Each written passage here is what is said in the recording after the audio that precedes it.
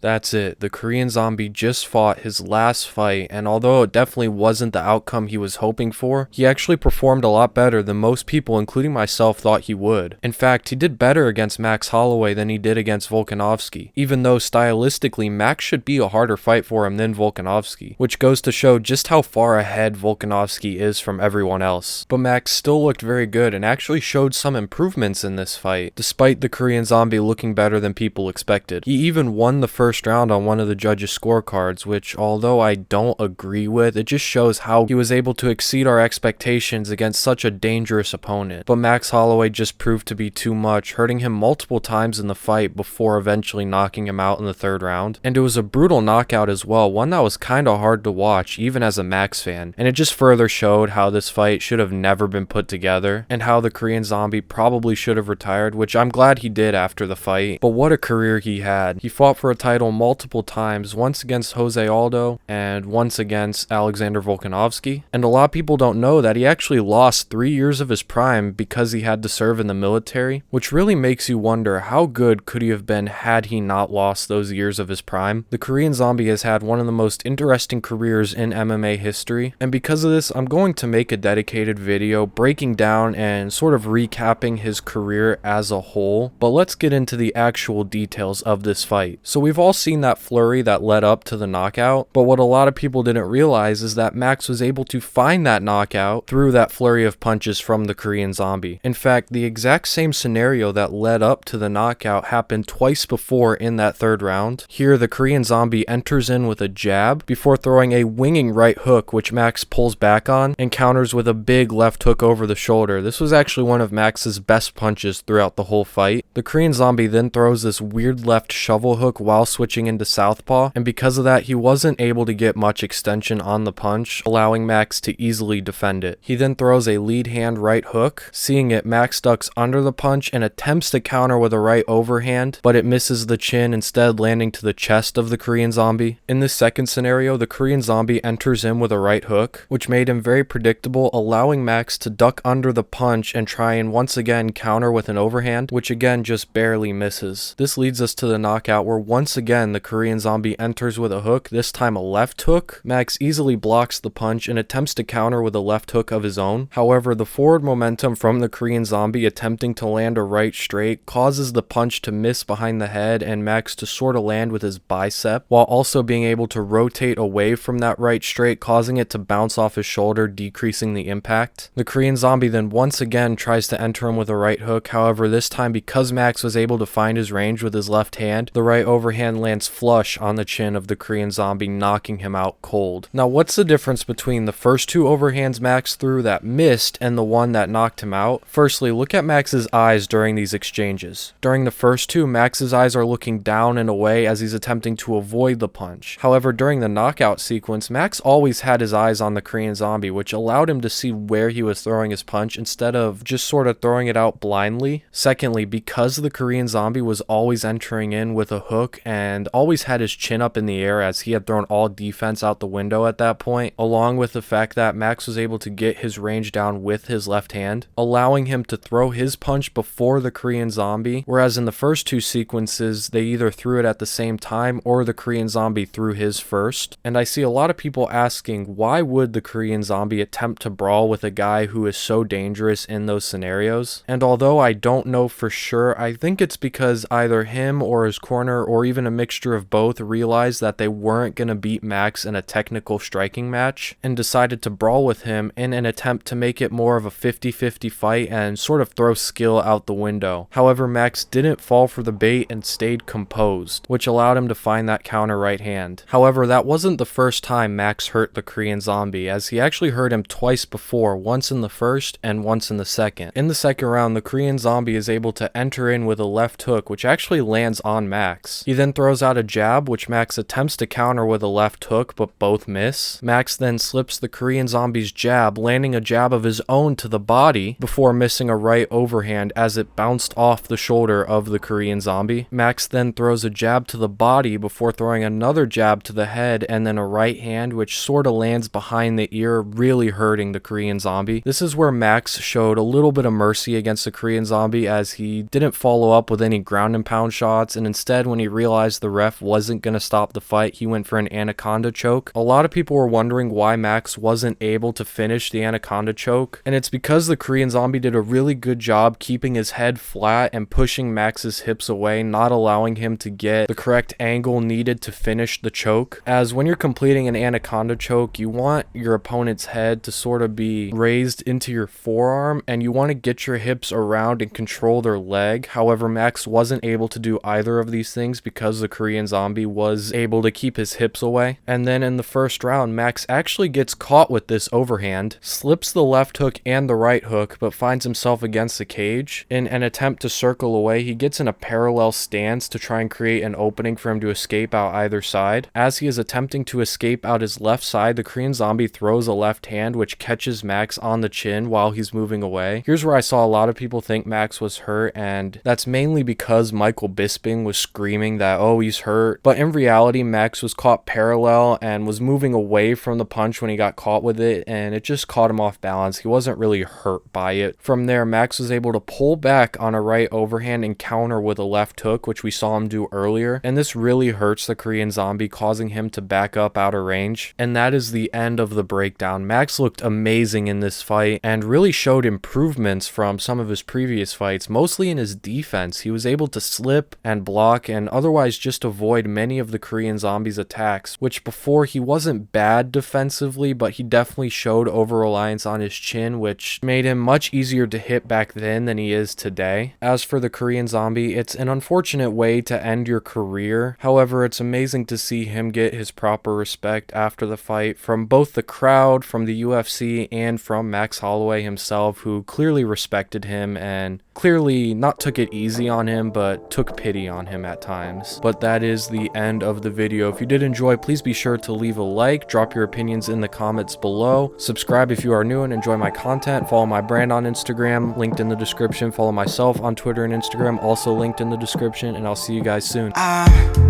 Stuck in a bad dream, Hollywood rich girl stuck in my backseat, and she wanna get at me, but the day's too short, can't let her distract me. Ain't you tired of wondering, and I get tired even doing my laundry, and I'm happy you found me, but the ones you ain't around